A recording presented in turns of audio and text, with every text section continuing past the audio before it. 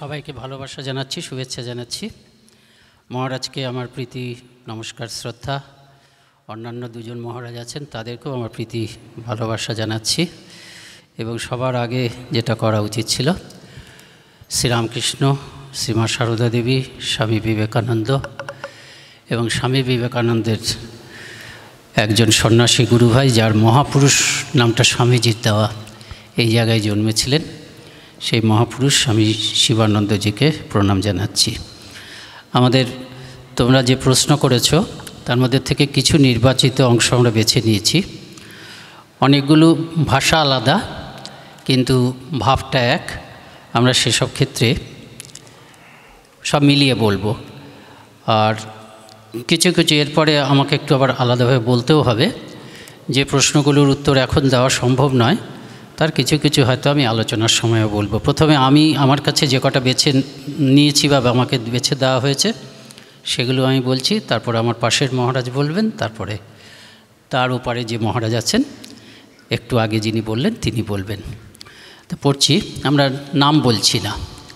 যখনই স্বামীজির স্মরণ করি বা জপ করি, অশ্রুদ্বয় জলে ভিজে যায়। আমি কি ভক্তির থেকে এরূপ আচরণ করছি, নাকি এটা স্বাভাবিক নয়?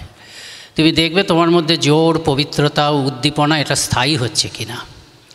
স্বামীজির সবথেকে বড় কথা হচ্ছে কি, স্বামীজি আমাদের মধ্যে অদ্ভুত একটা উদ্দীপনার সৃষ্টি করেন। উদ্দীপনা মানে ভালো জিনিসের জন্য, ভালো জীবনটা সামান্য নয়, আমি সামান্য নই, আমি অনেক কিছুই করতে পারি, এরকম একটা আশা, উৎসাহ এবং প্রেরণা দেন স্বামীজি। স্বামীজির আরেকজন সন্ন্যাসী গুরু ভাই, তিনিও মহাপুরুষ।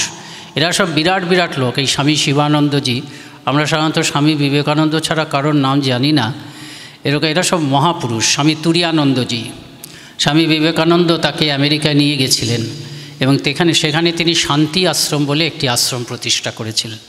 তিনি পরবর্তীকালে যারাই তার কাছে যুবকরা আসতো, তাদের কাছে তিনি মুক্ত কণ্ঠে স্বামীজির কথা বলতেন, খালি স্বামীজির কথা।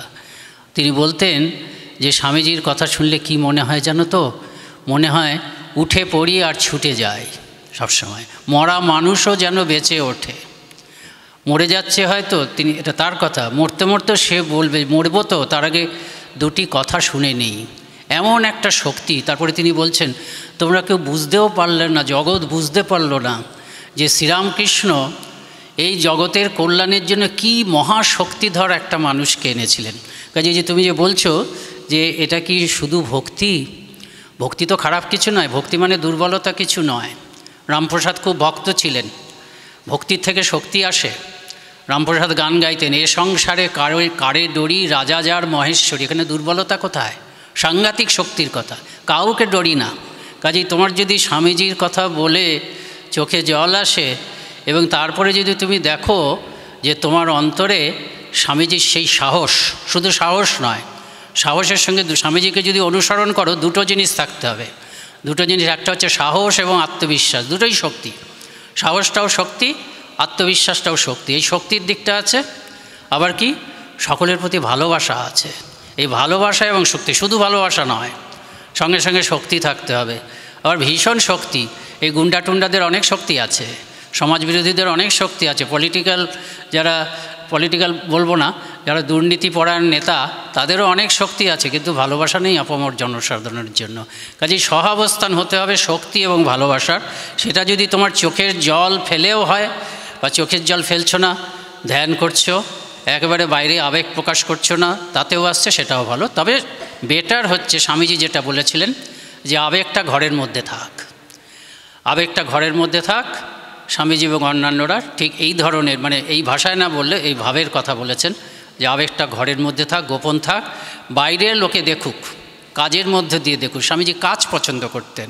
আমি কত স্বামীজিকে ভালোবাসি, সেটা আমার কাজে প্রকাশিত হোক, যে কাজ দেখে লোকে বুঝুক যে এর পেছনে একটা আদর্শ আছে, এবং পরে তারা যদি খোঁজ নেয়, আমার কাজ দেখে বুঝবে যে সেই আদর্শটি আর কেউ নয়, স্বামী বিবেকানন্দ। জীবনে নিজের পায়ে দাঁড়ানোর জন্য সমস্ত কাছের মানুষকে যদি ছাড়তে হয়, তা কি সঠিক? নিজের পায়ে দাঁড়ানোর জন্য কাছের মানুষকে ছাড়বে, একটু স্বার্থপরতা হয়ে গেল। সব থেকে বড় পাপ হচ্ছে স্বার্থপরতা। তোমাকে প্রতি মুহূর্তে, যদি তুমি স্বামীজিকে মানতে চাও, যদি তুমি সত্যি সত্যি মানুষ হতে চাও তবে তোমাকে কিন্তু মনের মধ্যে যে কোনো কাজের ক্ষেত্রে এটা মনে রাখতে হবে যে তুমি কি স্বার্থপর। নিজের পায়ে, শুধু নিজের পায়ে তুমি পরনির্ভরশীল হবে না, নিশ্চয়ই হবে না। সাময়িকভাবে যদি একটু অপ্রিয় হতে হয়, হয়তো লোকে ভুল বুঝবে, মা বাবা হয়তো ভুল বুঝছে যে মা বাবা বলছে তুমি কাছে থাকো, ঘরে থাকো, কিন্তু তুমি বুঝছো তোমাকে খুব বিচারশীল হতে হবে। তুমি বুঝছো যে 4-5 বছরের জন্য যদি আমি মা বাবার থেকে একটু দূরে থাকি তাহলে আমার কেরিয়ারটা তৈরি হবে। এই যে কেরিয়ারটা তৈরি করছো সেটা মা বাবাকে বঞ্চনা করার জন্য নয়। তারপরে আমি আবার মা বাবার কাছে ফিরে এসে মা বাবাকেই সাপোর্ট করতে পারবো, বা মা বাবা অন্য ভাই বোনদের নিয়ে চিন্তিত আছেন, সেই মা বাবার সেই ভারটা বা বোঝাটাকে আমি লাঘব করতে পারবো। এসব ক্ষেত্রে আপাত দৃষ্টিতে যে স্বার্থপরতা, সেটা স্বার্থপরতা নয়, সেটা আসলে মানে নিঃস্বার্থতাই বটে। এরকম ক্ষেত্রে হতে পারে, কিন্তু একেবারে ঢালাওভাবে এটা বলাটা অনৈতিক হবে যে তুমি নিজের পায়ে দাঁড়ানোর জন্যই শুধু কাছের মানুষদের ছাড়তে হয়, না, সেটা করা যাবে না। দুটোর মধ্যে কম্প্রোমাইজ করতে হবে। তুমি কিছুটা নিজের পায়ে দাঁড়ালে, হয়তো যতটা দাঁড়াতে চেয়েছো ততটা হলো না, কিন্তু কাছের মানুষকেও ছাড়তে হলো না, এরকম করাই ভালো। কোনটাকে আগে প্রাধান্য দেওয়া উচিত, নিজের কেরিয়ার নাকি প্রিয় মানুষ? এটাও বলা মুশকিল। প্রিয় মানুষটি কে? যদি মা বাবা এরকম প্রিয়জন হয় তবে আগে যেটা বললাম তার মধ্যেই উত্তর আছে। কাজে জেনারেল উত্তর অনেক ক্ষেত্রেই দেওয়া যায় না, এক্স্যাক্ট কী ব্যাপার সেটা জেনে উত্তর দিতে হয়, নাহলে এটা উত্তর দেওয়া ঠিক নয়। নিজের কেরিয়ার মানে এখানে একটা স্বার্থপরতার ব্যাপার থাকছে। নিজে আমি পরনির্ভরশীল হব না, সেটার মধ্যে স্বার্থপরতা নেই। কিন্তু শুধু যদি তুমি কেরিয়ার বলো, কেরিয়ার বানানোর কোনো শেষ নেই। তুমি হয়তো ছোট্ট একটা শিক্ষক হয়েই তুমি তোমার জীবনটাকে ঠিক করতে পারতে, কিন্তু তোমার মনে হলো আমাকে আইএএস হতে হবে, হতেই হবে। সেই আইএএস হওয়ার জন্য তুমি প্রিয় মানুষদের ছেড়ে দিলে, তুমি আইএএস হলে। কিন্তু যারা তোমার জন্য প্রাণপাত করেছে, যারা কাছে থাকলে তুমিও খুশি হতে এবং যারাও খুশি হতো, তারা কিন্তু দূরে চলে গেল। কোনটা জিতে যাওয়া হলো? জীবনে জিতে যাওয়া কোনটা? সম্মান, প্রতিষ্ঠা, অর্থ, এটা কি জিতে যাওয়া? নাকি প্রিয় মানুষদের মুখেও একই সঙ্গে হাসি ফোটানো? কোনটা জিতে যাওয়া? জয় কোনটা? সেটা তুমি কী ধরনের মানুষ সেটার উপর নির্ভর করবে। তোমার মনটা কীরকম? তোমার মধ্যে যদি স্বার্থপরতার ভাগ বেশি থাকে, তুমি তাহলে অন্যের, তোমার প্রিয় মানুষ বা যাদের কাছে তুমি ঋণী, তাদেরকে আঘাত তুমি দিয়ে ফেলবে, সেটা কোনো আদর্শ নয়।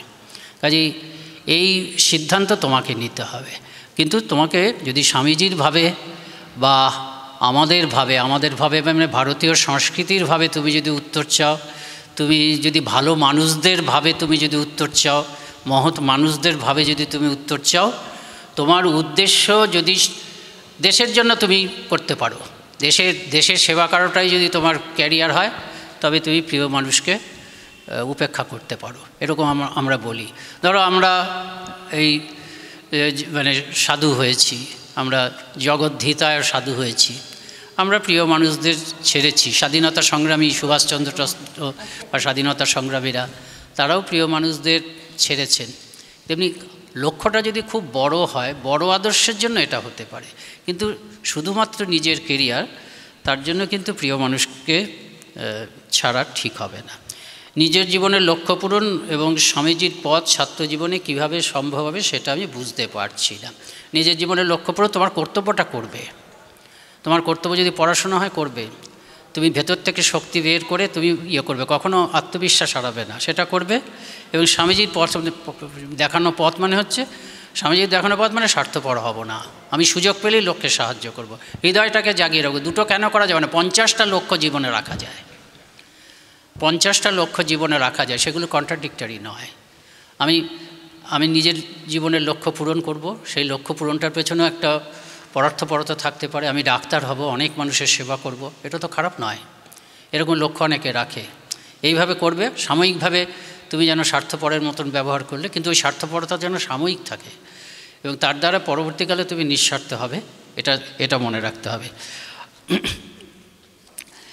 আমরা কোনো লক্ষ্য স্থির করার পরে সেই লক্ষ্যটি সঠিক কিনা আমাদের জন্য, সেটা আমরা বুঝব কি করে?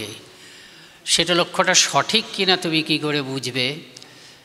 এটাও বলা একটু কঠিন। লক্ষ্যটা সঠিক কিনা আমাদের শাস্ত্রে, গীতাতে স্বধর্ম বলে একটা কথা আছে। তুমি দেখবে যে সেইখানে তুমি স্বাভাবিকভাবে তোমার যেসব ট্যালেন্ট আছে বা স্বাভাবিক যেভাবে প্রবণতাটা আছে, সেই লক্ষ্য পূরণ করতে গেলে সেই লক্ষ্যটা সেই স্বাভাবিক ট্যালেন্ট বা এটার অনুকূল কিনা, এইটা বুঝলে তুমি বুঝবে সঠিক, এটা বুঝলে তুমি বুঝবে সঠিক। সেখানে কি হবে, তুমি অল্প পরিশ্রম ব্যবহার করে, ধরো তুমি গান গাইতে খুব ভালোবাসো, এমন গান গাইতে পারো যাতে সত্যি সত্যি গানটাকে তুমি প্রফেশন হিসাবে নিতে পারো, সেক্ষেত্রে তুমি গান নাও। কিন্তু সামান্য গান করতে পারো, গানটা প্রফেশন হবে না, তখন কিন্তু গানের পাশাপাশি তোমার অর্থকরী কিছু বিদ্যা শিখতে হবে। আমি একটা উদাহরণ দিচ্ছি, তিনি প্রয়াত হয়েছেন। তোমরা যারা উচ্চাঙ্গ সঙ্গীতের জগতে আছো, সমরেশ চৌধুরী বলে একজন কিছুদিন আগে প্রয়াত হয়েছে, নাম জানতে পারো হয়তো। এই রশিদ খান এতটা নাম করেননি, কিন্তু কোয়ালিটি ছিল তার। ইনি বোধহয় 10 বছর আগে চলে গেছেন। তা লোকেশ্বরানন্দজি, তিনি নরেন্দ্রপুর রামকৃষ্ণ মিশন প্রতিষ্ঠা করেছিলেন। নরেন্দ্রপুরে যেমন স্কুল আছে, কলেজ আছে। এই সমরেশ চৌধুরী, তার বাবাও ছিলেন বিরাট ঋষিকল্প সঙ্গীতজ্ঞ। তিনি কখনো পাবলিক পারফর্ম করতেন না, কিন্তু সমস্ত সঙ্গীত জগতের লোক তার কথা জানতেন। তা সমরেশ চৌধুরী স্কুলে পড়তেন নরেন্দ্রপুরে, পড়াশোনাতে ভালোই ছিলেন। নরেন্দ্রপুরের স্কুলে পড়া মানে ভালোই, একেবারে সাংঘাতিক, একেবারে বোর্ডে স্ট্যান্ড করা নয়, কিন্তু ভালো রেজাল্ট করেছেন। ভালো রেজাল্ট করার পরে একটা সমস্যা দেখা গেল। কেউ বলছে যে তুমি সঙ্গীত জগতে থাকো, তখনই তার উচ্চাঙ্গ সঙ্গীতে, বাবাই তো অত বড় সঙ্গীতজ্ঞ, কাজে তার ট্যালেন্ট বোঝা যাচ্ছে। কেউ বলছে তুমি সঙ্গীতের দিকে থাকো, হ্যাঁ, কেউ বলছে না পড়াশোনাটা শেষ করো, পড়াশোনার দিকেই থাকো, কেউ বলছে সঙ্গীত নিয়েই কেরিয়ার করো না কেন, MUs করো। তখন লোকেশ্বরানন্দজি কিন্তু তাকে বলেছিলেন তুমি সঙ্গীত নিয়েই তোমার কেরিয়ারটা করো, এবং তিনি বিখ্যাত হয়েছিলেন। এসব ক্ষেত্রে স্বধর্ম কোনটা আমার লক্ষ্য, তোমার যেটা প্রবণতা বা তোমার যেটা স্বাভাবিক প্রতিভা, সেটাকে তোমার লক্ষ্য পূরণ করছে কি না সেটা বুঝতে হবে। কিন্তু সেইটা করতে গিয়ে তোমার যে নিজের পায়ে দাঁড়ানো বলতে আমরা অর্থকরী বিদ্যাতে, অর্থ উপার্জনের ব্যাপারে নিজের পায়ে দাঁড়াতে হবে। আমি চিরকাল অন্যের উপর নির্ভরশীল থাকলাম আর আমি কবিতা লিখে গেলাম, জগতে সেটা চলে না। কাজে এই দুটো বুঝে তুমি বুঝতে পারবে যে তোমার লক্ষ্যটা ঠিক কি না। আর লক্ষ্যটা যদি একবার ঠিক বুঝতে পারো, তাহলে তুমি কখনো হাল ছাড়বে না, ধৈর্য ধরে থাকবে। যে ধৈর্য ধরো কিছু কাল, এই কথার মানেটা কি? স্বামীজি অনেক জায়গায় বলেছেন যে সাকসেসফুল হতে গেলে চেষ্টা দরকার। চেষ্টাটা প্রথমবারই সফল হয় না, হয়তো 50 বার ব্যর্থ হলে, সেক্ষেত্রে ধৈর্যটা তোমাকে চালাবে। কাজে চেষ্টা, এফোর্টস, পেশেন্স, পারসিভিয়ারেন্স, ধৈর্য আর অধ্যাবসায় একই কথা। ধৈর্য, তুমি চেষ্টা করবে, ধৈর্য ধরে থাকবে এবং লেগে থাকবে, তাতেই দেখবে তুমি সফল হবে। What is according to Swamiji life? According to Swamiji, what is life? Swamiji যেটা বলছেন, লাইফ ইজ স্ট্রাগল এগেইন দি অপোজিশনস। এই স্ট্রাগলটা থাকে না নিম্নতর ইয়ের মধ্যে, সেই স্ট্রাগলটা দেখা যায় না। ওরা ইনস্টিংক্টিভলি স্ট্রাগল করে, খাওয়ার জন্য স্ট্রাগল করছে একটা, কিন্তু নতুন দিকে মানুষ স্ট্রাগল করে, স্ট্রাগল এগেনস্ট নেচার। স্বামীজি বলছে that is the sign of life. Swamiji একটা খুব সুন্দর উদাহরণ আছে, যে বিরাট একটা রেলের ইঞ্জিন আসছে, ঘর ঘর করতে গেছে, সাংঘাতিক শক্তিশালী, কিন্তু তা সত্ত্বেও জড় পদার্থ, ওটার মধ্যে কোনো লাইফ নেই। কিন্তু ওই যে রেলগাড়িটা আসছে আর লাইনের উপর দিয়ে একটা পোকা যাচ্ছিল, ওই পোকার তুলনায় পোকাটাকে কেউ দেখতেই পাবে না। সেই পোকাটা, আর দুটো কথা বলছেন, free will and struggle, that is the sign of life. This two are this signs of life. Free will, you can decide for yourself what to do, what not to do. এটা হচ্ছে এই স্বাধীন চিন্তা, স্বাধীন ইচ্ছা, এটা হচ্ছে জীবনের লক্ষণ। আরেকটা হচ্ছে স্ট্রাগল এগেনস্ট অপোজিশন, বিরুদ্ধ প্রকৃতির বিরুদ্ধে, বিরুদ্ধ পরিস্থিতির বিরুদ্ধে সংগ্রাম। এই দুটো হচ্ছে জীবনের লক্ষণ। তো স্বামীজি ওটাতে বলছেন কি, যে ওই যে এটা আসছে, রেল আসছে, সেই রেলটা আসছে বিরাট, মানে আমার মনোযোগ দৃষ্টি আকর্ষণ করছে বিরাট একটা বস্তু, যতই বড় হোক, যতই শক্তিশালী হোক, সেটা হচ্ছে জড় পদার্থ। আর ওই যে রেল লাইন ধরে একটা পোকা যাচ্ছে সামান্য, ওই সামান্য হলো সে কিন্তু চৈতন্য। কেন? তার স্বাধীন ইচ্ছা আসছে রেল লাইন থেকে নেমে যাওয়ার। কিংবা ভালো করে যদি লক্ষ্য করো, হয়তো রেলের চাকাটা হয়তো ওকে পিষে দিল, কিন্তু দেখা যাবে ওই পিষে দেওয়ার সময় কিন্তু ওর ওই সামান্য দুর্বল দাঁত দিয়ে ওই বিরাট লোহাটাকে একবার কামড়ানোর চেষ্টা করেছে। এই যে স্ট্রাগল অ্যান্ড ফ্রি উইল,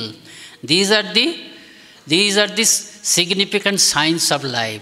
তুমি যদি দেখো তোমার স্ট্রাগল করার ক্ষমতা নেই, মানে স্ট্রাগল করার ইচ্ছাই নেই, বা তোমার কোনো ইচ্ছাটাই জমে গেছে, তবে বুঝবে তোমার জীবনের প্রতি বিতৃষ্ণা, সেটা কখনো আসবে না। স্বামীজি পড়বে নিজের জীবনের প্রতি যেন কখনো বিতৃষ্ণা না আসে, নিজেকে ছোট করা, নিজেকে অগ্রাহ্য করা। সারা পৃথিবীর লোক বলতে পারে, স্বামীজি বলছেন যে তুমি অপদার্থ, কিচ্ছু হবে না তোমার ক্ষতি, কিন্তু তুমি নিজে যদি নিজেকে অপদার্থ বলো, that is as bad, that is same as committing suicide, যেন আত্মহত্যা করলে।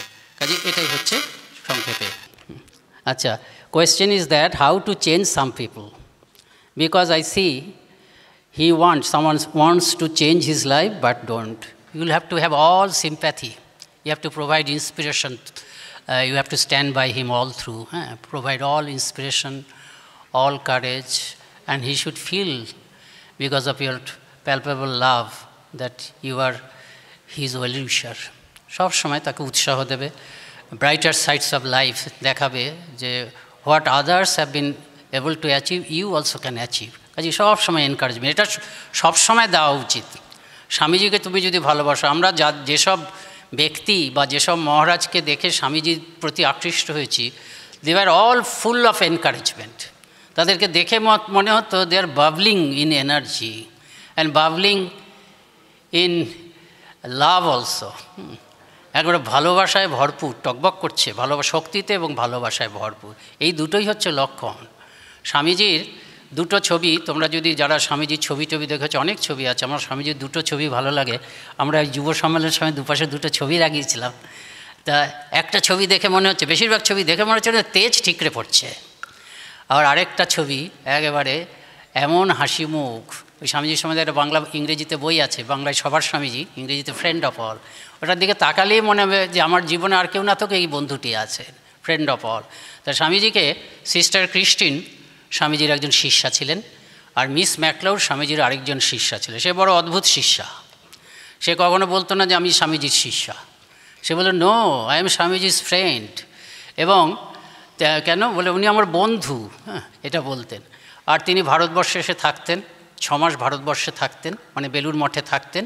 বিরাট লোক, তার সঙ্গে ইউরোপ, আমেরিকা, ইংল্যান্ড, আমেরিকা সব বড় বড় মানে প্রেসিডেন্ট, ওই পর্যায়ের লোকেদের খুব যাতায়াত, মানে ছিল, ভাবছিল। একবার বেলুড় মঠের ওপর দিয়ে ইংরেজ সরকার ভাবলো যে রেলগাড়ি নিয়ে যাবে, রেল লাইন নিয়ে যাবে। তখন উনি গিয়ে কথা বললেন বড়লাটের সঙ্গে, দেখো এখন প্রথম মহাযুদ্ধ চলছে, এখন আমেরিকাতে স্বামীজির দৌলতে রামকৃষ্ণ মিশনের অনেক বন্ধু আছে, এবং এই ইংল্যান্ড, আমেরিকা এরা হচ্ছে একই তলে আছে। কাজে যদি তুমি বেলুড় মঠ, এটা স্বামীজির প্রতিষ্ঠিত, এর উপর যদি রেলগাড়ি নিয়ে যাও, তাহলে ওই আমেরিকার লোকেরা খুব, জনসাধারণ খুব ক্ষেপে যাবে, আর কাজে ইংল্যান্ড, এটা তোমাদের করা ঠিক হবে না, সঙ্গে সঙ্গে বন্ধ হয়ে গেল। এরকম মাপের লোক। তিনি বলতেন স্বামীজি হচ্ছেন আমার বন্ধু, এবং তিনি বছরে 6 মাস ভারতবর্ষে কাটাতেন। কেন কাটাতেন? স্বামীজিকে একবার তিনি জিজ্ঞেস করছেন, Swamiji how best I can help you, তো আপনাকে কী করলে আপনাকে সবথেকে বেশি সাহায্য করা হবে? স্বামীজি বলছেন লাভ ইন্ডিয়া। সেই জন্য তিনি প্রতি বছর 6 মাস এখানে থাকতেন, এবং স্বামীজি ইন্ডিয়া বলতেন সাধারণ মানুষ। সেই জন্য তাকে বেশিরভাগ দেখা যেত ওই বেলুড় মঠে সাঁওতাল বা নিচু জাতীয় যারা লেবার, যারা শ্রমজীবী, তারা তো অশিক্ষিত, দরিদ্র, অনেক সময় নিম্ন জাতের হতেন, তারা সব কাজ করছে, উনি গিয়ে তাদের সঙ্গে গল্প করতেন। ইংরেজিতেই 2-1 বাংলা শব্দ শিখেছিলেন সেই ভাষাতেই। এবং কোথায় বসে থাকতেন? ওদেরই একটা ঝুড়ি উল্টে দেওয়া থাকতো, তার উপরে তিনি বসে থাকতেন। কেউ যদি জিজ্ঞেস করতো যে ট্যান্টিন কী, তাকে সবাই ট্যান্টিন বলতো। ট্যান্টিন মানে হচ্ছে আন্ট বা পিসিমা, এরকম।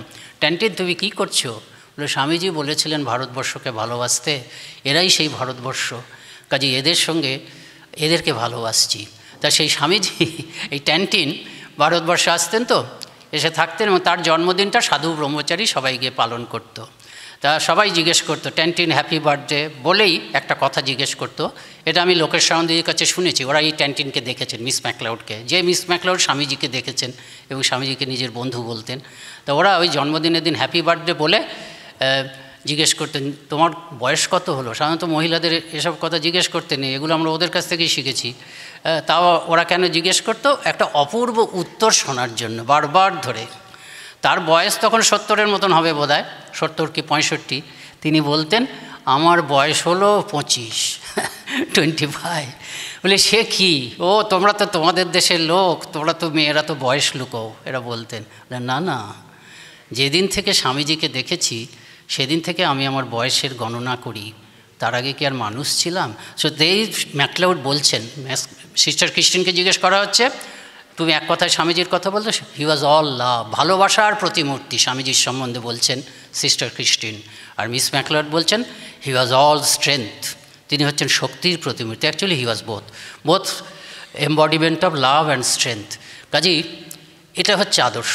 তুমি বলছো, তোমরা বলছো কেন, চাচ্ছ, আমরাও চাচ্ছি, চেষ্টা করছি স্বামীজিকে নিজের জীবনে আদর্শ করার। আদর্শ করলে তার গুণগুলো আসবে। কাজেই সবসময় খেয়াল করবে, যখন তুমি শক্তি পাচ্ছ তখন দেখবে তোমার মধ্যে ভালোবাসাও আছে, তো এমপ্যাথিও আছে। তো এমপ্যাথি কথাটা আজকাল ব্যবহার করি, এটা আমাদের শাস্ত্রের কথা, গীতার কথা। সমানুভূতি, আত্মৌপম্যেন বলে একটা কথা আছে। আমি তোমার দুঃখ অনুভব করছি বাইরে দাঁড়িয়ে থেকে, কিন্তু আমি আমার মনটাকে একদম তোমার মনের মধ্যে ঢুকিয়ে দিলাম, ঢুকিয়ে দিয়ে তোমার চোখ দিয়ে, তোমার অনুভব দিয়ে দেখার চেষ্টা করছি।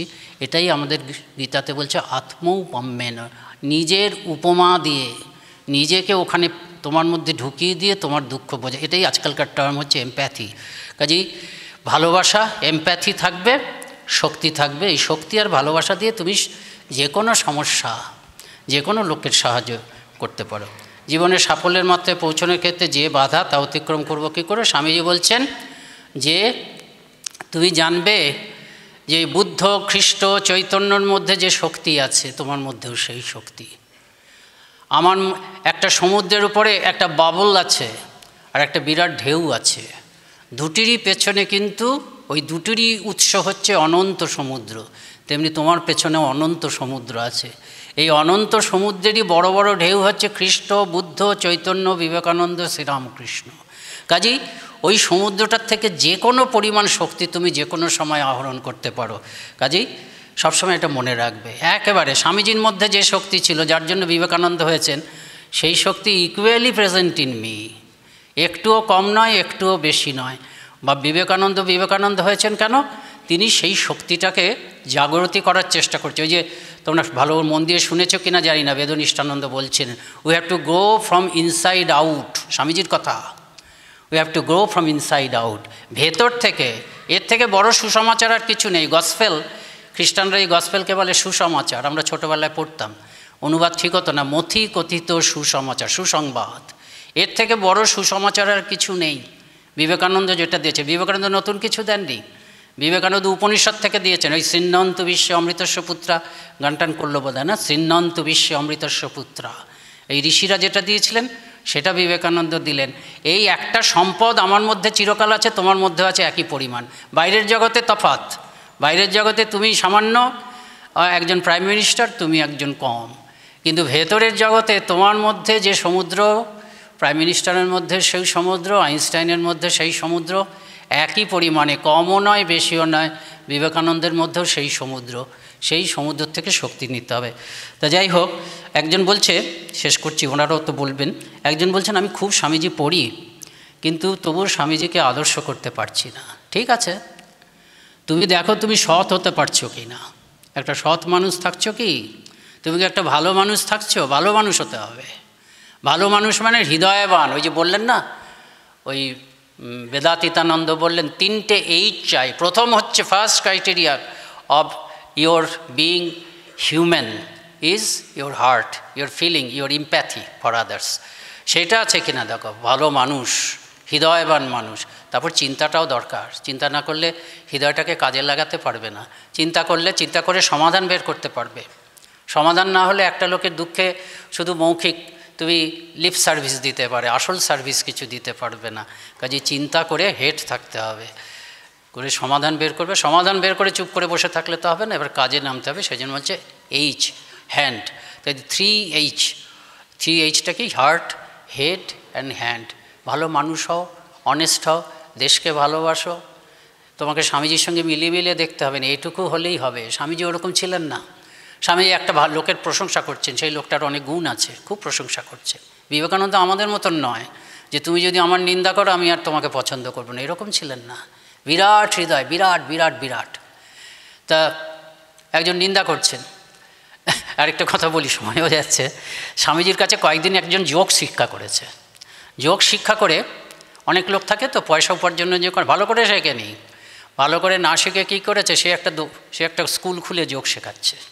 তা সবাই বিরক্ত, স্বামীজির কাছে এসে হইচই করে দিয়ে, জানেন স্বামীজি আপনার কাছে এই কয়েকদিন এলো, কি সামান্য একটু যোগের কিছু কিছু জানলো, করে এখন যোগ শিক্ষা করছে। কিন্তু স্বামীজির এমন হৃদয়, এমন মন, স্বামীজি বললেন ও যাই হোক, ও তো একটু অর্থ উপার্জন করতে পারছে, একটু করে কর্মে খাচ্ছে, লোকটার তো উপকার হচ্ছে। স্বামীজি শিবের মতন তো ক্ষমা করলেন। ওই মন্দ দিকটা তার মনেই এলো না যে ভুল শেখাচ্ছে কি, কিন্তু ও একটু যাই হোক, একটা বেকার ছিল, আমার কাছ থেকে একটু শিখে অন্তত পয়সা রোজগার করতে পারছে। পয়সা রোজগারের জন্য তো স্বামীজি শেখাননি।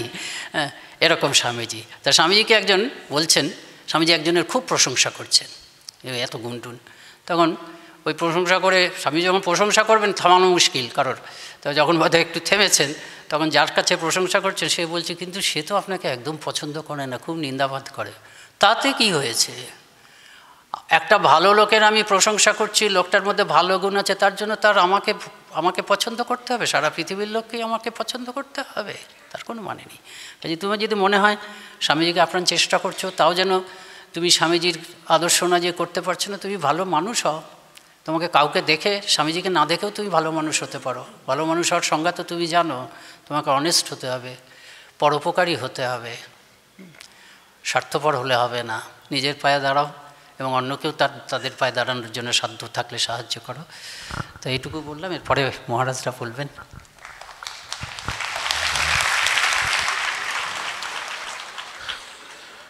সকলকে নমস্কার। আমার মনে হচ্ছিল পূজনীয় স্বামী বলভদ্রানন্দজি সব প্রশ্নের উত্তর দিতেন, ভালো হতো।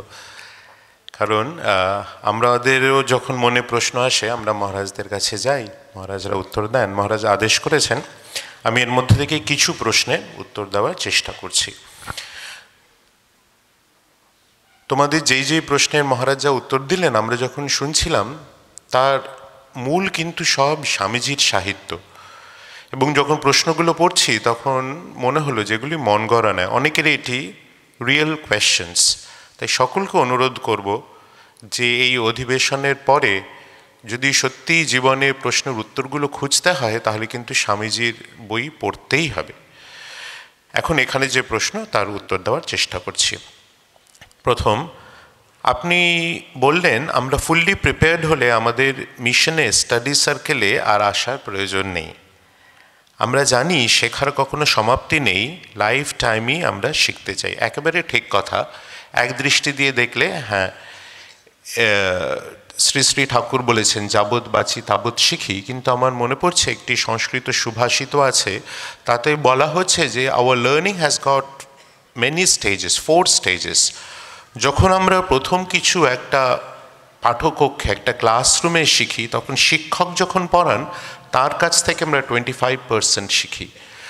তারপরে আমরা যখন শিক্ষক যেটা পড়িয়েছেন সেটি নিয়ে যখন আমরা নানান বইপত্র ইত্যাদি পড়ি, তখন সেগুলি থেকে আমরা এগেইন 25% মোর শিখি।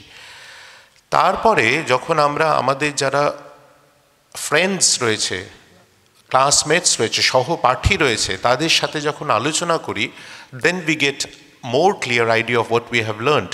তখন আরও 25% শিখি। ওই সুভাষিততে বলা হচ্ছে স্টিল লার্নিং ইজ ইনকমপ্লিট। শেষ যে 25%-এর পার্টটা আমরা পাই সেটা নিজেদের জীবন থেকে পাই। তাই স্টাডি সার্কেলে স্বামীজির যে কথাগুলি বলা হচ্ছে, আমার মনে হয় যে যুবকদের এখন সময় হয়ে গিয়েছে সেই যে জিনিসগুলো নিয়ে অনেক কথা জেনে কোনো লাভ নেই। মহারাজ সেটি জোর দিলেন যে স্বামীজির কথা খালি জানার জন্যে নয়, স্বামীজির কথা জীবনে পরিণত করার জন্যে। তাই স্টাডি সার্কেলে স্বামীজির কথা আরও জানার জন্যে নিশ্চয়ই আমরা আসব, কিন্তু যেটুকু আমরা জেনেছি, যেটুকু পেয়েছি, সেটি জীবনে পরিণত করার জন্য আমাদেরকে প্রয়াস করতে হবে। আমি কখনোই বলবো না যে আশ্রমে আসবে না, আশ্রমে স্টাডি সার্কেলে আসবে না। আমি আশা করি আমি কি বলতে চাইছি তোমরা বুঝতে পেরেছ। এবং পরের প্রশ্নে যাচ্ছি। দীনদরিদ্র মানুষের পাশে থাকার জন্য আমার হৃদয় বারবার কাঁদে, কিন্তু আমি তো হতদরিদ্র। তাহলে দীনদরিদ্র মানুষের পাশে আমি কিভাবে নিয়োজিত করতে পারবো নিজেকে। স্বামীজির সাহিত্যতে স্বামীজি বলছেন, it's not money that is needed, it's men that is needed. Swamiji যখন দেশ পরাধীন, দেশের উদ্ধারের জন্যে তিনি যখন দেশের যুবকদের আহ্বান করছেন, তখন কিন্তু বারবার বলছেন যে তোমরা দেশের দীন ও দরিদ্রদের জন্যে তোমরা অনুভব করো, ফিল ফর দেম। এবং স্বামীজি যেন মন্ত্রের মতন বলছেন, একজন সত্যদ্রষ্টা ঋষির মতন বলছেন, যে নিজের হৃদয় দিয়ে অন্যের দুঃখ অনুভব করবে, দেয়ার ইজ এ পাওয়ার, আমরা সেটিকে ঈশ্বর বলি, এবং সেই ঈশ্বর প্রদত্ত যে শক্তি তার মধ্যে প্রবেশ করবে। তাই যে যুবক ভাই বা বোন এটি লিখেছেন, if you are really feeling for the poor, then the power will come, এবং বিশেষ করে স্বামীজির শক্তি তোমার মধ্যে প্রবেশ করবেই করবে। তার জন্য অর্থের প্রয়োজন নেই।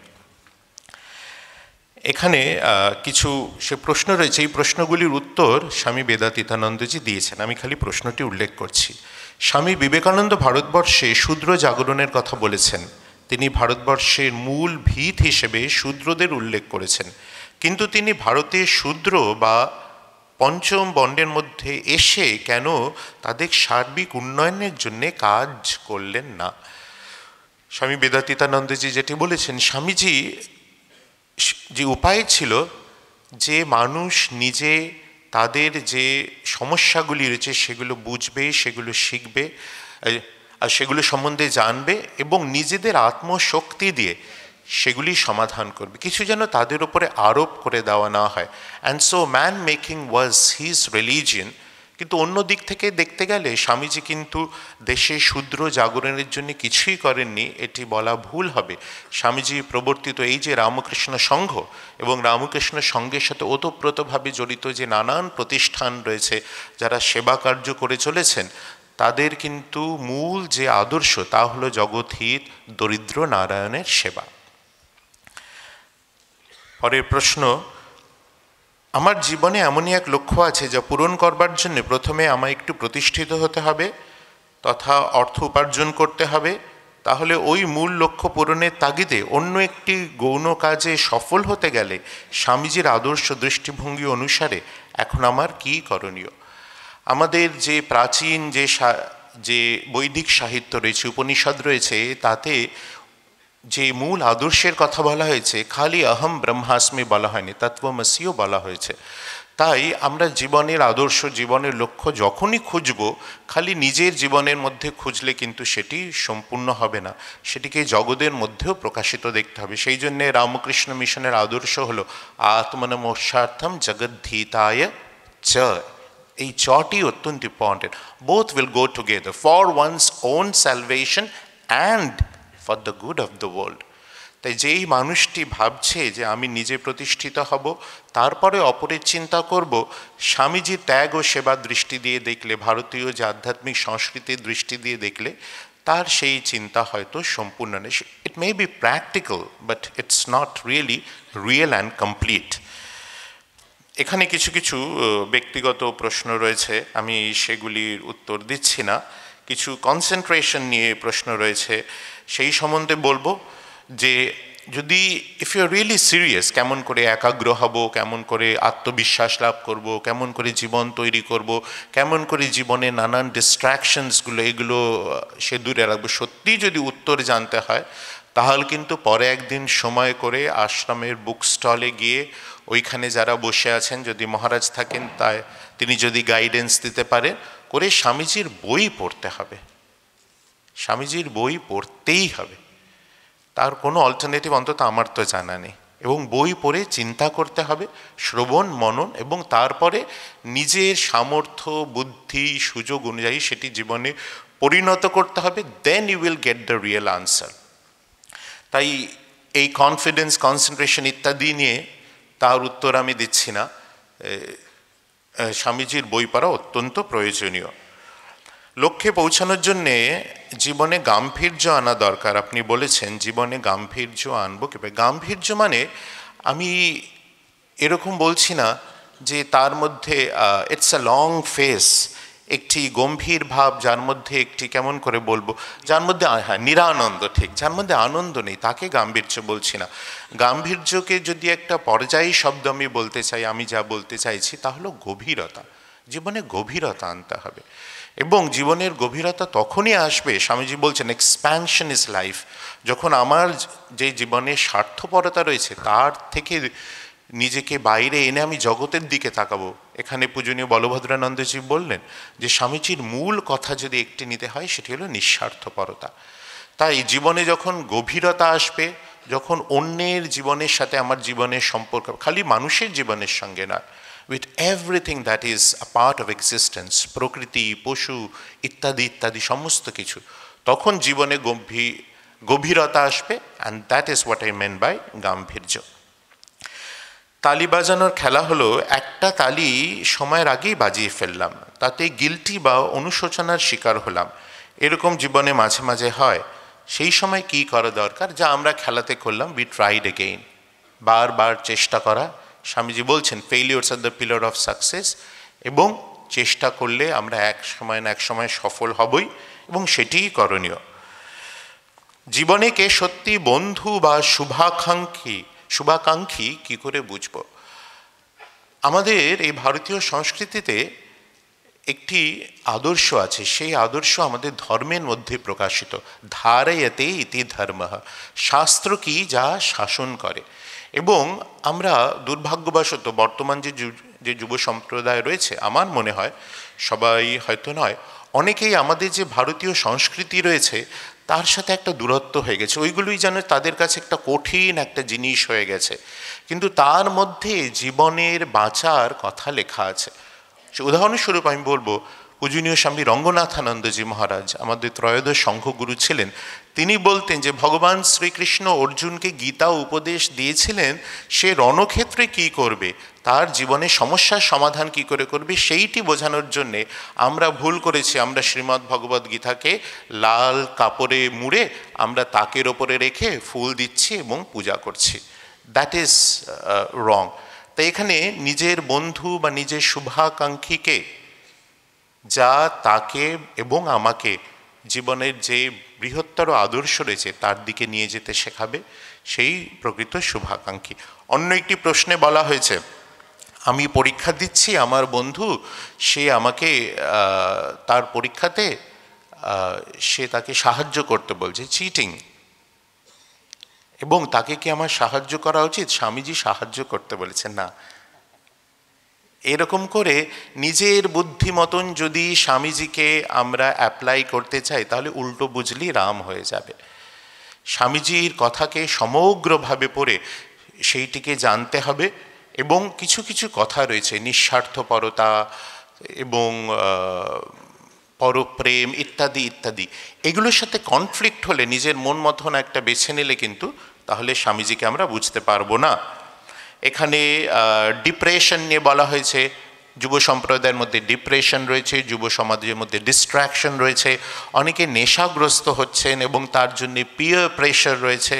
না, যে বন্ধু এমন কিছু আরেকজন বন্ধুকে করতে প্রেরিত করে যার জন্যে তার শারীরিক মানসিক ক্ষতি হয়, সে তো বন্ধুর নামে শত্রু।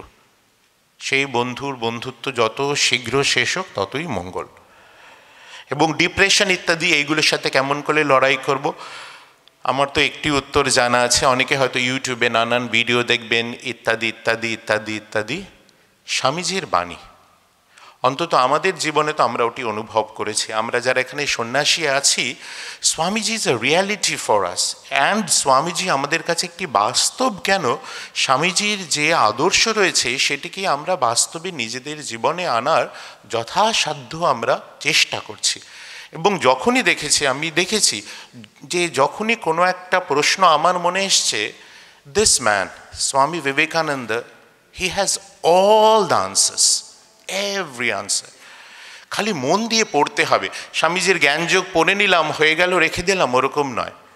নিজের জীবনের একটা খোঁজের মতন, সন্ধানের মতন বারবার পড়তে হবে। প্রতিষ্ঠিত হওয়ার সঠিক উপায় কি? আমি সফল হতে চাই। সফলতা নানান সংজ্ঞা রয়েছে। স্বামীজির কাছে সফলতা কিন্তু তার সাথে সেবা আসে। স্বামীজির সাথে সফলতার শেষে ত্যাগ আসে, স্বামীজির কাছে সফলতার শেষে নিঃস্বার্থপরতা আসে। নিজের মতন করে সফল হন, কিন্তু জীবনে পরিপূর্ণতা লাভ করতে হলে স্বামীজির এই সেবার মন্ত্র তো জীবনে নিতেই হবে। কনসেন্ট্রেশন নিয়ে প্রশ্ন। হ্যাঁ, লকডাউনের পর থেকে আমার ফোনের প্রতি মনোযোগ খুব বেড়ে গেছে। লকডাউন শেষ হয়েছে, তাই আপনার ফোনের প্রতি মনোযোগও শেষ হওয়ার কথা। আমাদের শাস্ত্রে বলছেন যার আরম্ভ আছে তার শেষ আছে। অ্যান্ড স্বামীজি শেষে বলছেন, you are the creator of your own destiny. তিনি কর্মফলবাদের কথা বলছেন এবং বলছেন আমরা বলি আমি পূর্বে যা কর্ম করেছি তার ফলরূপে আমার বর্তমান হয়েছে, কর্মফলের আমি দাস। স্বামীজি একই থিওরি নিয়ে বলছেন it is exactly the opposite. আমি পূর্বে যা করেছি আমার বর্তমান তার ফল, তার মানে আমি বর্তমানে যা করব আমার ভবিষ্যৎ তার ফল। I am the creator of my own destiny. আমার জীবন, আমার ভবিষ্যৎ আমার হাতে। অতি সংক্ষেপে সব উত্তর দিলাম, এবং সব উত্তর এরকম করে হয় না। যদি নিজের উত্তর খুঁজে নিতে হয়, আবার বলছি, বারবার বলবো, স্বামীজির কাছে যেতেই হবে, স্বামীজির সাহিত্যের কাছে। অনেক অনেক ধন্যবাদ আমাকে এই সময় দেওয়ার জন্য। What must be the main motto of our life? Focus on ourselves or care about others? এই দুটোর মধ্যে balance is important. It cannot be completely focus on our selves and it cannot be completely care about others. There has to be a balance between this two. So সমত্বম যোগ উচ্যতে, এইটা মনে রাখবে সবসময়। আত্মনো মোক্ষার্থম জগদ্ধিতায় চা। সো একটা যখন বেড়ে যায়, আরেক দিকে কিন্তু আমরাই চেষ্টা করে এগোতে হবে। আমাদের মঠ মিশনে আমাদের বড় সাধুরা আমাদেরকে এইরকম একটা অ্যাডভাইস দিতে থাকে। যখন আমাদের সেলফিশনেস বেড়ে যায় আমাদের মধ্যে, এরা ধরতে পারে, এরা তখন আমাদেরকে বলে সার্ভিং করো, যা সাধুদেরকে সার্ভিং করো বা ডিভোটিসদেরকে সার্ভিং করো। কেন? আরেকজনকে যা দিলাম ওটা দিতে দিতে দিতে দিতে নিজের ওই সেলফিশনেসটা কমে যায়। এইভাবে how can we practice অ্যাবস্টিনেন্স of negativity in our life? Negativity প্রতিদিনের জীবনে কি করে বের করা যায়? You should learn how to be non-judgmental. তুমি জাজমেন্টাল হয়ে গেলেই কিন্তু নেগেটিভিটি শুরু হয়ে যাবে। একটা গ্রামে একটা মানুষ ছিল। এই মানুষের কাছে একটা অদ্ভুত ঘোড়া ছিল, ঘোড়া 8 ফুটের ঘোড়া, বিশাল সাইজ। তো বাকিরা সব ওর উপর প্রচণ্ড ঈর্ষা করতো, they were jealous of him. এত সুন্দর ঘোড়া আছে এর কাছে। ওরা এসে মাঝে মধ্যে ওকে বলতো, কত সুন্দর ঘোড়া, তোমার জীবনে কত ভাগ্য তোমার। তো মানুষটা বলছো, তাই নাকি? দেখা যায়। কিছুদিনের মধ্যে কি হলো, ঘোড়াটা গায়েব হয়ে গেল, জঙ্গলে পালিয়ে গেল। অনেকরা খুব খুশ, বাহ চলে গেল।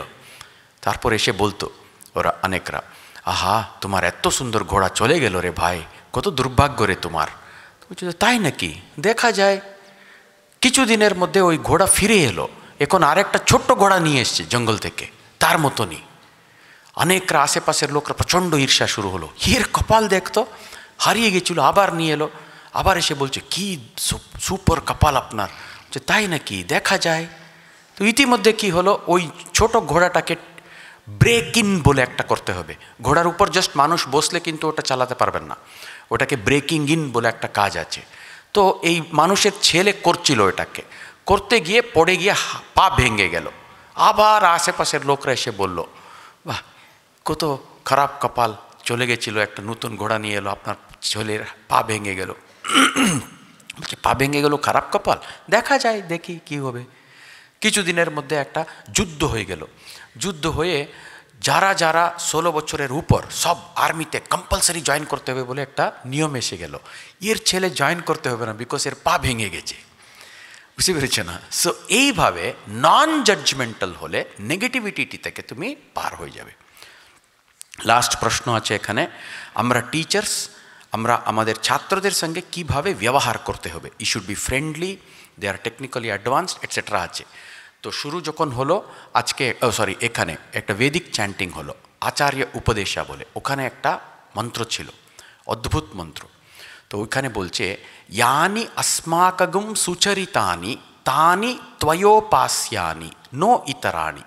একটা উপনিষদ ঋষি এই কথা বলছে, কি বলছে? ইয়ানি अस्माकं সুচরিতানি, আমাদের মধ্যে ভালো জিনিস যাগুলো তুমি দেখবে ওটাকে ফলো কর, নট আদার্স।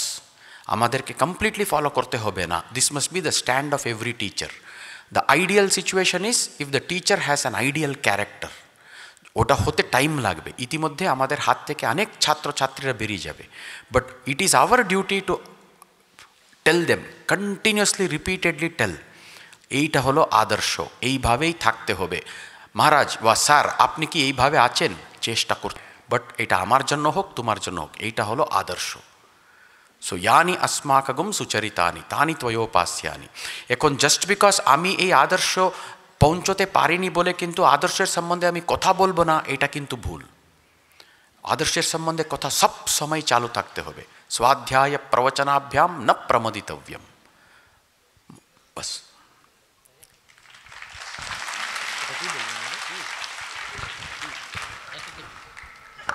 আমাদের প্রশ্নোত্তর পর্ব এখানেই শেষ হলো। পূজনীয় মহারাজদের অনেক ধন্যবাদ ছাত্রছাত্রীদের প্রশ্নগুলির উত্তর দেওয়ার জন্য। এবার সভাপতির ভাষণ বলবেন শ্রীমৎ স্বামী বলভদ্রানন্দজি মহারাজ, সহ সাধারণ সম্পাদক, রামকৃষ্ণ মঠ ও রামকৃষ্ণ মিশন, বেলুড় মঠ। বলার আগে, মানে আমার ভাষণটা শুরু করার আগে একটি প্রশ্ন ইম্পর্ট্যান্ট, একজন অন্তত যিনি করেছেন তার জন্য ইম্পর্ট্যান্ট। এটা স্পেসিফিক, এটা তো সকলের ক্ষেত্রে জেনারেলি অ্যাপ্লিকেবল নয়। একজন লিখেছেন যে তিনি একটা প্রতিষ্ঠানে কাজ করেন, সেখানে চারপাশে অন্যায় হচ্ছে, প্রতি মুহূর্তে ইচ্ছা করছে চাকরিটা ছেড়ে দিই, কিন্তু চাকরিটা ছেড়ে দিলে তার উপরে যারা নির্ভরশীল তারা খেতে পাবে না। আজকালকার দিনে চাকরির এরকম অবস্থা। তো এই প্রসঙ্গে প্র্যাকটিক্যাল যেটা সীমা সারদা দেবী বলেছিলেন তার এক শিষ্যকে, সেটা বলছি। যদি তোমার সত্যি সত্যি, তুমি বলেই বলছি, নিশ্চয়ই আমার থেকে অনেক ছোট হবে, যদি তোমার সত্যি সত্যি তোমার চাকরিটা ছেড়ে দিলে তোমার কোনো আর্থিক ক্ষতি হতো না, তাহলে আমরা বলতাম এক্ষুনি ছেড়ে দাও। কিন্তু সীমা সারদা দেবী কী বলছেন, যে তাকে তার একজন শিষ্য সে এরকম চিঠি লিখেছেন ঠিক এই রকম পরিস্থিতিতে, যে বড় মিথ্যা কথা বলতে হচ্ছে, আমি ঠিক করেছি চাকরিটা ছেড়ে দেবো, এখানে আর চাকরি করব না। মা উত্তর দিচ্ছেন, মা তো অন্যকে দিয়ে উত্তর লেখাতেন, ওকে বলে দাও চাকরি যেন না ছাড়ে। এখন মিথ্যে কথা বলতে হচ্ছে বলে চাকরিটা ছেড়ে দেবে, তারপরে যখন খেতে পাবে না তখন কিন্তু এইসব আদর্শ চলে যাবে, তখন হয়তো খুন খারাপিও করবে প্রিয়জনদের ভরণ পোষণ করানোর জন্য। কাজে এটার মধ্যে তুমি উত্তর পেলে, তোমাকে অন্যায়কে সমর্থন করতে হবে না, বিবেকটাকে চির জাগ্রত রাখো অন্যায়ের বিরুদ্ধে, আর খোঁজো যে তুমি কোনো অল্টারনেটিভ কোনো চাকরি টাকরি, মানে তোমার ভরণ পোষণের জন্য, পরিবারের ভরণ পোষণের জন্য অল্টারনেটিভ কোনো অ্যারেঞ্জ করতে পারো কি না। যেদিন পারবে সেই মুহূর্তে ছেড়ে দেবে। তো এবার আমি বক্তব্যে যাচ্ছি। সব কথাই বলা হয়ে গেছে, সব কথা মানে অনেক কথা বলা হয়েছে। স্বয়ং নেতাজি সুভাষচন্দ্র, যার জীবনটা পাল্টে গেছিল, তিনি ঠিক করেছিলেন যে জীবনটা আমার আলাদা রকম হবে। তার হেডমাস্টারমশাই, কটকের হেডমাস্টার, কটক রেভেনশা কলেজিয়েট স্কুলের হেডমাস্টার, তিনি বলতেন, এবং ছোটোবেলার থেকে আদর্শবাদী, যে তোমার জীবনটা কিন্তু সকলের মতন হবে না। তিনিও জানতেন সকলের মতন আমি হব না, সকলের মতন হবে না পজিটিভ সেন্সে, যে নিজের জন্য জীবনটা করব না, কিন্তু কোন পথে গিয়ে নিজের জীবনটাকে বিশিষ্ট করবেন সেটা বুঝতে পারলেন কবে?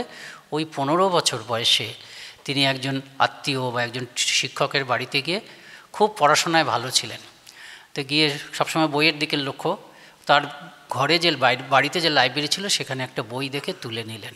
সেই বইটা কী ছিল? ওই স্বামী বিবেকানন্দ বিদেশ থেকে ফেরার পরে, বিদেশ থেকে তো ফিরলেন 97 সালে 26শে জানুয়ারি, স্বামীজি বর্তমানের যে ভারত ভূখণ্ড তাতে পদার্পণ করলেন। তারপর ওই কলম্বো থেকে আলমোড়া বক্তৃতা দিলেন। তার মাঝখানে রামকৃষ্ণ মিশন প্রতিষ্ঠা করলেন 1 মে 1897। সেই বক্তৃতাগুলো ভারতকে জেগে উঠল। সেই জন্য ওই বক্তৃতাগুলো সম্বন্ধে বলা হয় লেকচার্স দ্যাট অ্যাওয়েকেন্ড ইন্ডিয়া। যে বক্তৃতাগুলো ভারতবর্ষকে জাগিয়েছিল। রোমালোলা, নোবেল পুরস্কারপ্রাপ্ত যে বিখ্যাত রোমালোলা সাহিত্যিক, তিনি এই বক্তৃতাগুলোর সম্বন্ধে বলেছেন, এটা যেন যীশুখ্রিস্টের যে সেই ল্যাজারাসকে, মৃত ল্যাজারাসকে বাঁচিয়ে তুলেছিলেন। গল্পটা হচ্ছে, ল্যাজারাস, তার বোন, এরা সব যীশুখ্রিস্টের ভক্ত ছিলেন। ল্যাজারাস মারা গেছে, তাকে কবর দেওয়া হয়েছে। যীশুখ্রিস্ট খবর পেয়েছেন, খবর পেয়ে সান্ত্বনা দিতে এসছেন। বোনেরা কাঁদছে যে প্রভু তুমি এত দেরিতে এলে, আমার ভাই মারা গেল, তাকে কবর দিলাম।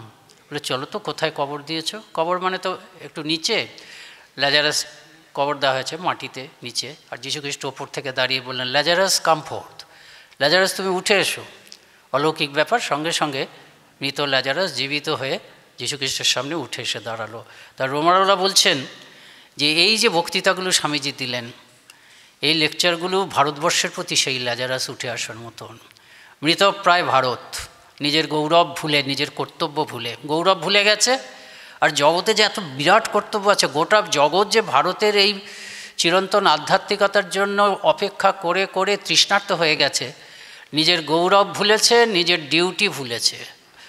India had forgotten both her pride and duty. সেই ইয়েকে স্বামীজি জাগালেন, জীবিত হলো। তা সেই বক্তৃতাগুলো পড়ে তার তো তিনি নেতাজি হলেন বলা যায়। আমাদের কাছে একটা খবর আছে, খবরটা কি, সুভাষচন্দ্র তিনি সন্ন্যাসী হতে চেয়েছেন। সেই দিন থেকে জীবনের শেষ দিন পর্যন্ত বিবেকানন্দকে ধরে আছেন। সুভাষচন্দ্র সন্ন্যাসী হতে চেয়েছিলেন। তার সন্ন্যাসী হওয়ার জন্য ওই প্রেসিডেন্সি কলেজে পড়ার সময় এক বন্ধুকে নিয়ে বেরিয়ে পড়লেন। হিমালয় টিমালয় ঘুরে এসে তারপর কোনো জায়গায় উপযুক্ত বিবেকানন্দ বা বিবেকানন্দের ধাঁচের গুরু পেলেন না। সেখানেও দেখলেন সন্ন্যাসীদের মধ্যেও জাতপাতের ভেদ। উনি কাশীতে চলে এলেন। কাশীতে তখন ছিলেন স্বামী ব্রহ্মানন্দ। স্বামী ব্রহ্মানন্দ হচ্ছে স্বামী বিবেকানন্দের থেকে 9 দিনের ছোট, এবং তাকে আমরা স্বামীজির পরে স্থান দিই একেবারে। তা তিনি আছেন, তিনি ভুবনেশ্বরের অধ্যক্ষ ছিলেন বলে জানকীনাথ বসু সুভাষচন্দ্রের বাবাকে খুব ভালো করে জানতেন, একদম ব্যক্তিগতভাবে জানতেন। উনি দূর থেকে দেখলেন, আচ্ছা জানকীবাবুর ছেলে মনে হচ্ছে, ওকে কিন্তু যত্ন করো। তারপর বাড়ি পাঠিয়ে দিলেন। তা পরবর্তীকালে সুভাষচন্দ্র, তার বন্ধু ছিলেন দিলীপ কুমার রায়, সেই অরবিন্দ আশ্রমের দিলীপ কুমার রায়, দ্বিজেন্দ্রলালের ছেলে। তা তাকে অনেকবার বলেছেন যে আমি তো সন্ন্যাসী হতে গেছিলাম। স্বামী ব্রহ্মানন্দই বললেন যে তোমার জন্য দেশ অন্য কাজ, অন্য দায়িত্ব আশা করছে, কাজেই তুমি থাকো। তাই এটা তো বইয়ে টইয়ে আছে। বইয়ের বাইরে যেটা আছে, যেটা আমরা জানতে পেরেছি আমাদের সাধুদের দৌলতে, আমাদের একজন সাধু আছেন ডাক্তার সাধু, এখন তিনিও অ্যাসিস্ট্যান্ট জেনারেল সেক্রেটারি।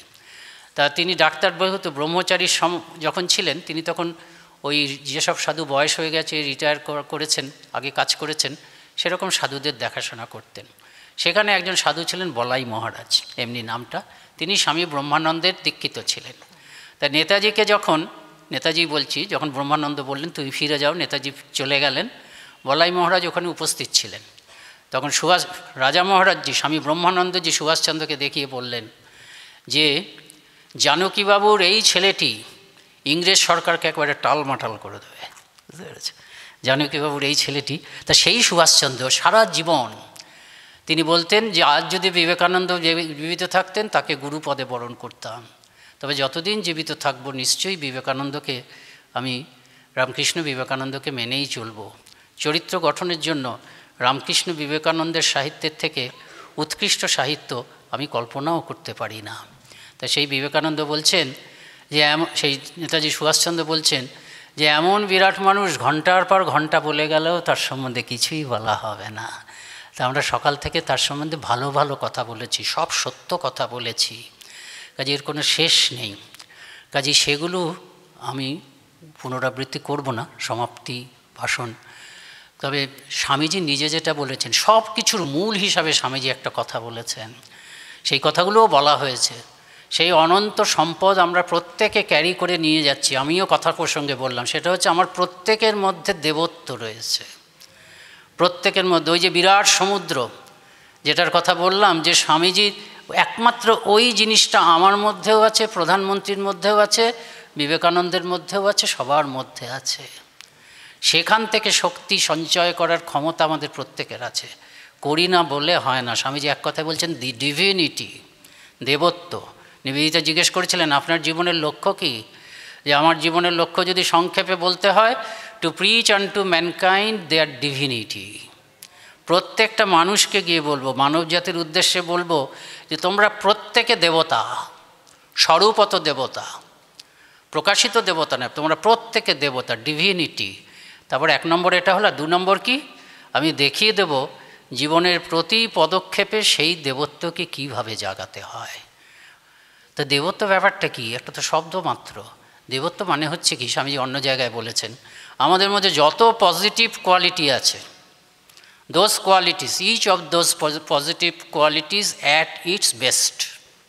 আমার মধ্যে ভালোবাসা আছে, আমার মা বাবার প্রতি ভালোবাসা, বন্ধু বান্ধবদের প্রতি ভালোবাসা, বন্ধু বান্ধবদের পরিচিতদের প্রতি ভালোবাসা, অফিসের কলিগদের প্রতি ভালোবাসা আছে।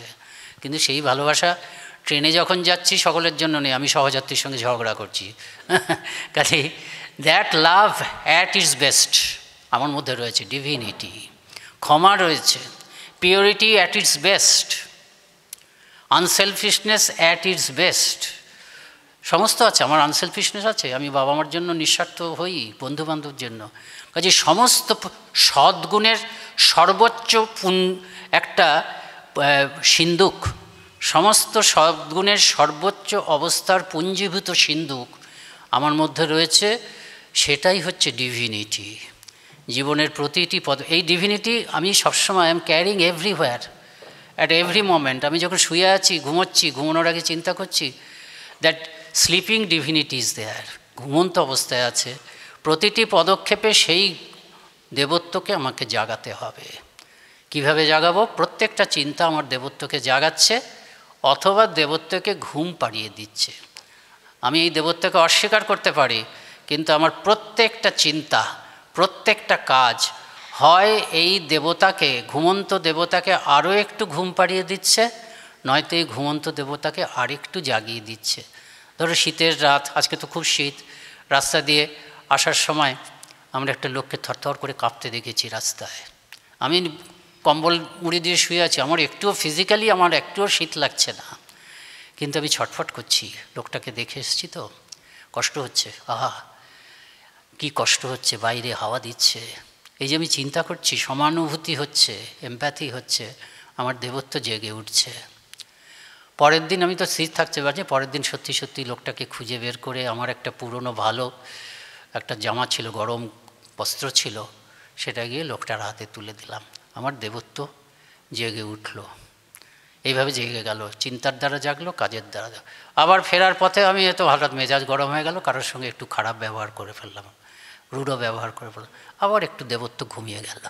এরকম প্রতিটি কাজ, প্রতিটি চিন্তা, কোনো কাজ, কোনো চিন্তা সেই জন্য আধ্যাত্মিকতা বর্জিত নেই। আমরা যে বলি ধর্মের কথা, লোকে বোঝে না, লোকে ভাবে আজগুবি জিনিস। একটা অদৃশ্য জিনিসকে বলছি।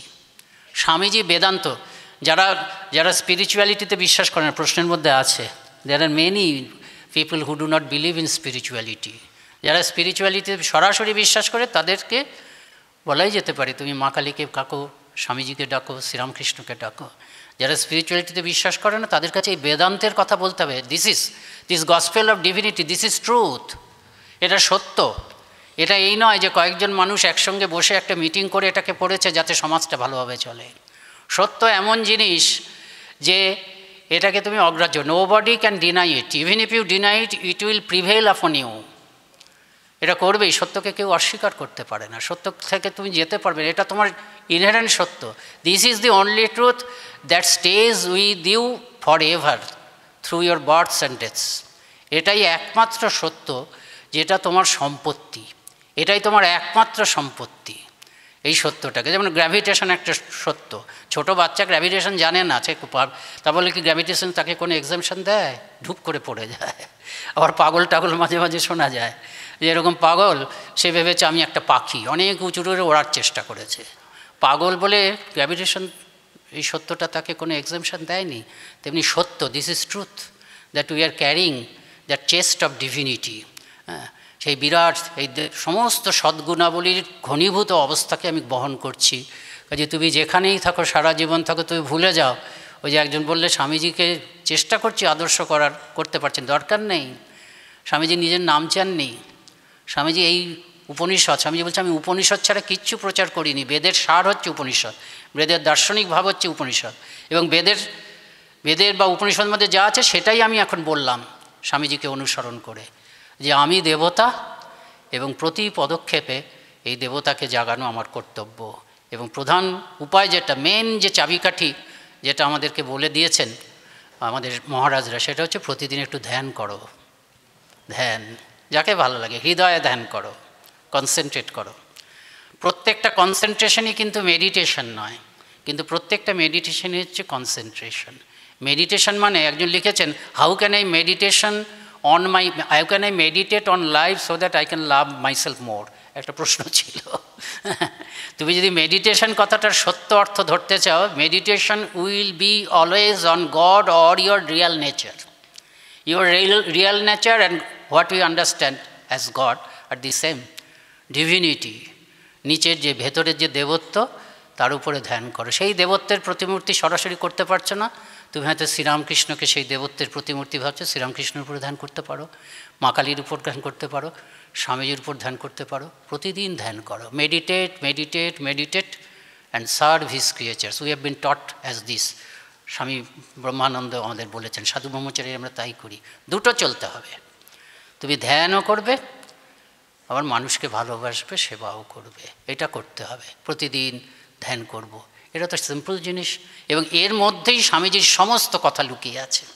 এই আমরা যে আজকে বললাম, নানাভাবে নানা উদাহরণ দিয়ে নিজের ভাষায়, স্বামীজির ভাষায়, বা অন্য কেউ স্বামীজি অনুরাগীর ভাষায়, বা অন্য কোনো চিন্তাশীল মানুষের ভাষায় নানাভাবে আমরা যা বললাম, তার চাবিকাঠি কিন্তু এই যে তুমিই দেবতা, তোমার মধ্যেই সেই অনন্ত সৎ গুণের সিন্ধুকটি লুকিয়ে আছে, কিন্তু ঘুমন্ত অবস্থায় আছে, এখনও জাগ্রত হয়নি।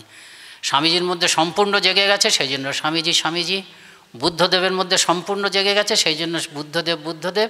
এবং বিবেকানন্দই হচ্ছে প্রধান মহাপুরুষ জগতের ইতিহাসে, যে বলছে তুমিই বুদ্ধ, তুমিই যীশুখ্রিস্ট।